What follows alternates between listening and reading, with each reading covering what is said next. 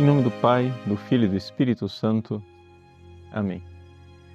Meus queridos irmãos e irmãs, continuamos no belíssimo discurso do Pão da Vida e, a partir do último versículo do Evangelho de ontem, Jesus muda a temática, ou seja, continua falando de si mesmo como pão, mas começa a dizê-lo de forma mais explicitamente eucarística. A minha carne é verdadeira comida, o meu sangue é verdadeira bebida. Não poderia ser mais clara a alusão à Eucaristia. Na realidade, aqui nós devemos continuar aquela mesma meditação que nós vimos fazendo. Nós precisamos alimentar o nosso organismo espiritual, que foi plantado em nós no batismo, como uma pequena semente, mas essa semente precisa ser regada.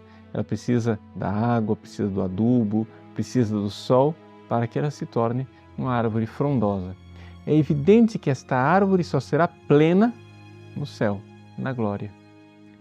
Mas como é que os santos se alimentam na glória? Nós poderíamos dizer que eles comem o pão dos anjos. Os anjos se alimentam, sim, são puro espírito, mas eles se alimentam da verdade.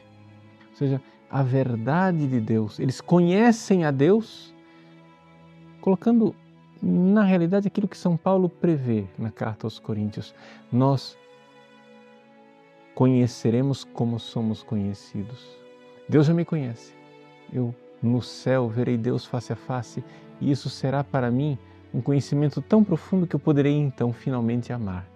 Então, sendo amado e amando, sendo conhecido, conhecendo.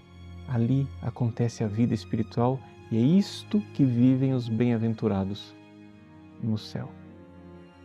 Nós aqui na terra precisamos começar isto, mas só podemos começar isto na fé.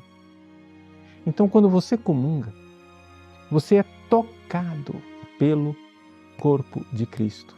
Mas não basta só tocar no corpo de Cristo. Os soldados romanos que o crucificaram tocaram no corpo de Cristo, mas não mudaram de vida e nem foram salvos. Nós precisamos tocar neste corpo de Cristo com fé. E precisamos beber o sangue de Cristo com amor. Somente assim estaremos alimentando aqui na terra aquela vida que virá no céu. Santo Inácio de Antioquia, que foi discípulo de São João, o autor deste evangelho, ele escreve uma carta aos cristãos da Trália. E ele diz assim, que a fé é o corpo de Cristo e que o sangue de Cristo é a caridade. Essa união, essa identificação entre corpo de Cristo e fé, sangue de Cristo e caridade, pode parecer interessante e para algumas pessoas podem não gostar porque acham, não, está perdendo o realismo, padre. O senhor tem que entender que a Eucaristia é o corpo e o sangue de Cristo de verdade. Eu sei que é o corpo e o sangue de Cristo de verdade, só acontece o seguinte, quando você comunga, você entra em contato com este corpo e com este sangue de verdade por um espaço de tempo limitado.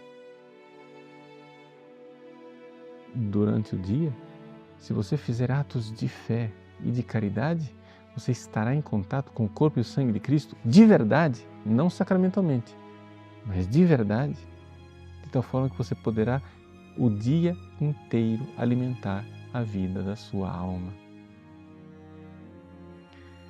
Vejam, amarrando um pouco as ideias que eu coloquei nessa reflexão, vamos entender o seguinte: você precisa comungar e comungar bem.